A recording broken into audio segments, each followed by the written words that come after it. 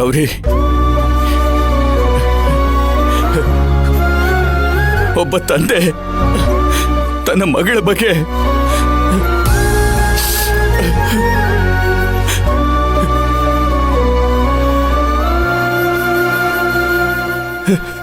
ಯಾವ ಮಾತುಗಳನ್ನ ಕೇಳಿಸ್ಕೋಬಾರ್ದಾಗಿತ್ತು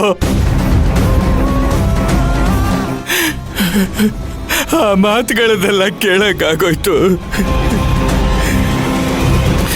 ಬರೀ 10 ಲಕ್ಷ ರೂಪಾಯಿಗೋಸ್ಕರ ಸಪ್ತಮಿ ಬಗ್ಗೆ ಅವಳಿಗೆ ಅವಮಾನ ಮಾಡ್ಬಿಟ್ಟೆ ಗೌರಿ.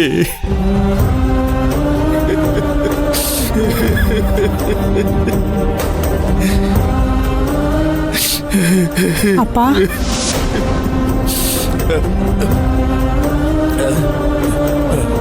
ಅಪ್ಪ, ನಡೆದಿರೋದ್ರ ಬಗ್ಗೆ ಯೋಚನೆ ಮಾಡ್ಕೊಂಡು ಕುತ್ಕೊಂಡು ಬೇಜಾರು ಮಾಡ್ಕೋಬೇಡಿ. ಮುಂದೆ ಏನ್ ಮಾಡ್ಬೇಕು ಅನ್ನೋದ್ರ ಕಡೆ ನಾವ್ ಗಮನ ಕೊಡೋಣ. ನನಗೆ ಆ ರಾಕ್ಷಸಿ ಆ ಮನೆ ಹಾಳಿ ಆಡಿದ ಮಾತುಗಳನ್ನ ಮರೆಯೋದಿಕ್ಕಾಗ್ತಿಲ್ಲಮ್ಮ. ಅಲ್ಲಮ್ಮ, ಅಂತ ಮಾತುಗಳನ್ನೆಲ್ಲ ಕೇಳಿದ್ಮೇಲೆ ನಾನು ಹೇಗಮ್ಮ ಸಮಾಧಾನವಾಗಿರ್ಲಿ? ಅಪ್ಪ, ಭೂಮಿ ಮೇಲೆ ಹೂವು ಇರುತ್ತೆ, ಮುಳ್ಳು ಇರುತ್ತೆ. ಮುಳ್ಳಿದೆ ಅಂತ ಹೂ ಹರಳದೆ ಇರುತ್ತಾ? ಒಳ್ಳೇದ್ರ ಜೊತೆ ಜೊತೆಗೆ ಕೆಟ್ಟದು ಇರುತ್ತೆ ಅಪ್ಪ. ನಾವದನ್ನ ಮುಂದೆ ದಾಟ್ಕೊಂಡು ಹೋದ್ರೇನೆ ನಮ್ ಜೀವನ ಚೆನ್ನಾಗಿರೋದು. ಅವಳಂಗ ಅಂದಿದ ತಕ್ಷಣ ನಾವ್ ಸೋತೋದ್ವಿ ಅಂತ ಅನ್ಕೋಬಾರ್ದು. ಅಪ್ಪ, ಎಲ್ರಿಗೂ ನಾವ್ ಮಾಡೋ ಜೀವನದ ಮೂಲಕ ಉತ್ತರ ಕೊಡ್ಬೇಕು. ಪ್ರಪಂಚದಲ್ಲಿ ಹೆಣ್ಮಕ್ಳನ್ನ ಇದಕ್ಕಿಂತ ಕೆಟ್ಟದಾಗಿ ನಡ್ಸ್ಕೊಳ್ಳೋರು ಇದ್ದಾರೆ. ನಾವ್ ಇದಕ್ಕೆಲ್ಲ ಕುಗ್ಬಾರ್ದು. ಅಪ್ಪ, ಇದನ್ನೆಲ್ಲ ಕೆಟ್ಟ ಕನ್ಸು ಅಂತ ಮರ್ತು ನಾವ್ ಮುಂದಕ್ಕೆ ಹೆಜ್ಜೆ ಇಡ್ಬೇಕು. ಅಲ್ಲ ಅಪ್ಪ, ನೀವ್ ನನಗ್ ಧೈರ್ಯ ಹೇಳ್ಬೇಕು. ಈಗ ನೋಡಿದ್ರೆ ನಾನ್ ನಿಮಗ್ ಧೈರ್ಯ ಹೇಳೋ ತರ ಬೇಜಾರ್ ಮಾಡ್ಕೊಂಡು ನಿಂತಿದ್ದೀರಾ. ಅಪ್ಪ, ನಾವ್ ಹೋಗ್ಬೇಕಾಗಿರೋ ದಾರಿ ಬೇರೆನೇ ಇದೆ. ಆ ದೇವ ಇಷ್ಟೆಲ್ಲ ಮಾಡ್ತಿರೋದೆ ನಾವ್ ದುಡ್ಡಿಗೋಸ್ಕರ ಅವ್ನ್ ಕಾಲ್ ಹಿಡಿತೀವಿ ಅಂತ. ನಾವ್ ಅದನ್ನ ಸುಳ್ಳು ಮಾಡಿ ಈ ಸಮಸ್ಯೆಯಿಂದ ನಾವು ಪಾರಾಗ್ಬೇಕು. ಆ ಮಾತನ್ನ ನಾವ್ ಮನ್ಸಿಗೆ ತಗೊಂಡ್ರೆ ಮಾತ್ರ ನಮಗ್ ಬೇಜಾರಾಗುತ್ತೆ. ಅದನ್ನ ತಗೊಳ್ದೆ ನಾವ್ ಅದನ್ನ ಅಲ್ಲೇ ಬಿಸಾಕಿದ್ರೆ ನಮಗೂ ಅದಕ್ಕೂ ಸಂಬಂಧನೇ ಇರಲ್ಲ. ಅಪ್ಪ, ದುಡ್ಡು ಅಡ್ಜಸ್ಟ್ ಆಗೋವರೆಗೂ ನಾವ್ ಹಾಗೆ ಇರೋಣ. ಮೊದಲು ನಾವು ದುಡ್ಡು ಅರೇಂಜ್ ಮಾಡಿ ನಿಮ್ಮ ಅಳಿಯಂದ್ರು ಮರ್ಯಾದೆ ಕಾಪಾಡೋ ಕಡೆ ಗಮನ ಕೊಡೋಣ. ಹೌದಮ್ಮ, ಹೇಗಾದ್ರೂ ಮಾಡಿ ದುಡ್ಡು ಅಡ್ಜಸ್ಟ್ ಮಾಡಿ ಅಳಿಯಂದ್ರು ನಾವು ಕಾಪಾಡಲೇಬೇಕು. ಸರಿಯಮ್ಮ, ನಿನ್ ಮನೆಗೆ ಹೋಗು. ನಾನು ಬೇರೆ ಕಡೆ ವಿಚಾರಿಸ್ತೀನಿ. ಅಪ್ಪ, ನಾನು ನಿಮ್ ಜೊತೆ ಬರ್ತೀನಿ.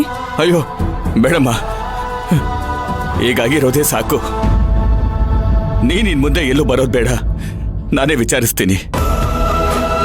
ನೀನ್ ಮನೆಗೆ ಹೋಗು. ಸರಿಯಪ್ಪ, ನಾನು ಮನೆಗೆ ಹೋಗ್ತೀನಿ. ದುಡ್ಡು ಅಡ್ಜಸ್ಟ್ ಆಗ್ತಿದ್ದಂಗೆ ನನಗೆ ಕಾಲ್ ಮಾಡಿ. ಹುಷಾರು ಅಪ್ಪ. ಆಯ್ತಮ್ಮ, ನೀನ್ ಹುಷಾರು. ಸರಿಯಪ್ಪ. ಸರಿ, ಬಾ.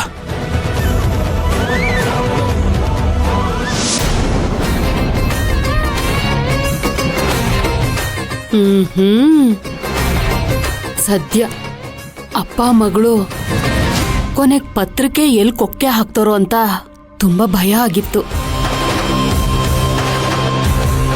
ಸದ್ಯ ಸಪ್ತಮಿ ನನ್ನ ಪತ್ರ ಕೇಳಲಿಲ್ಲ.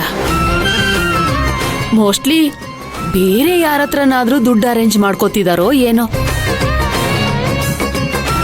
ಎಲ್ಲಾದ್ರೂ ತಗೊಂಡು ಹಾಳಾಗೋಗ್ಲಿ. ನನ್ ಪತ್ರ ತಂಟೆಗೆ ಬರ್ದೆ ಹೋದ್ರೆ ಅಷ್ಟೇ ಸಾಕು.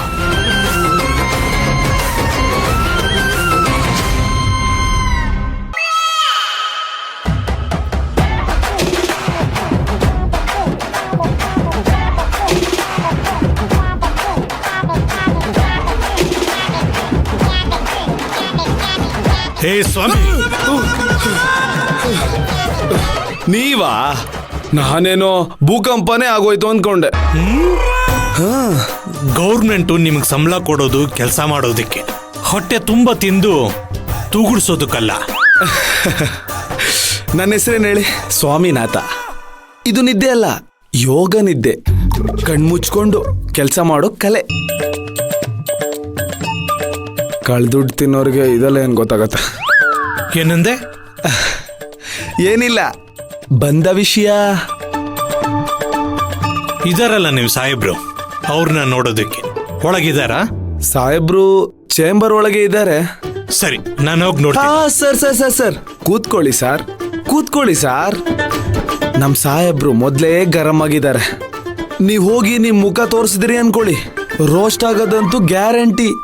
ನಾನು ಆಲ್ರೆಡಿ ನಿಮ್ಮ ಸಾಹೇಬ್ರಿಗಿಂತ ಕೊತ ಅಂತ ಕುದೀತಾ ಇದ್ದೀನಿ.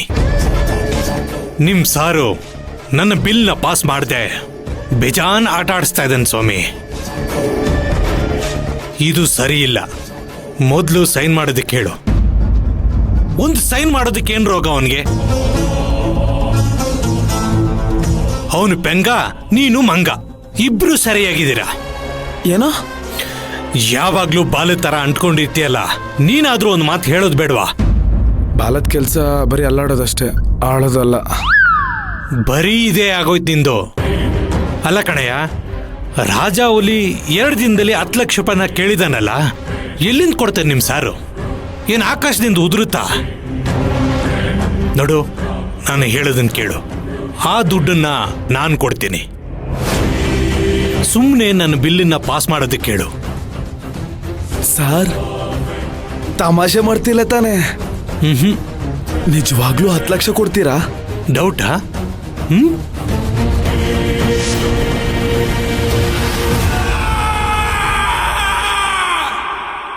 ಇಲ್ಲಿ ನೋಡು, ದುಡ್ಡಿನ ಪೆಟ್ಟಿಗೆ.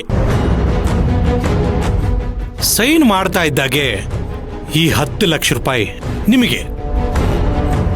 ಸ್ವಾಮಿ,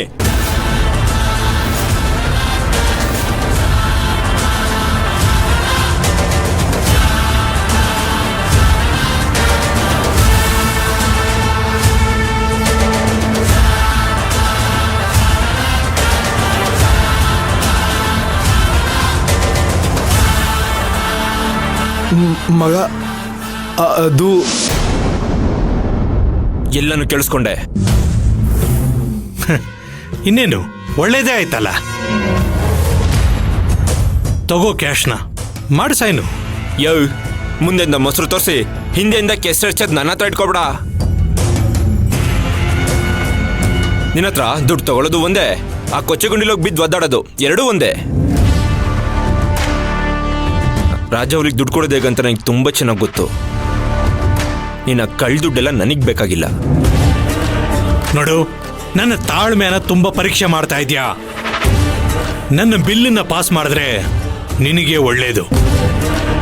10 ಲಕ್ಷಕ್ಕೋಸ್ಕರ ಬಟ್ಟೆ ಇಲ್ಲದೆ ಬೀದಿಯಲ್ಲಿ ಅವಮಾನ ಪಡಬೇಕಾಗುತ್ತೆ. ಬಂದಿರೋ ಅದೃಷ್ಟನ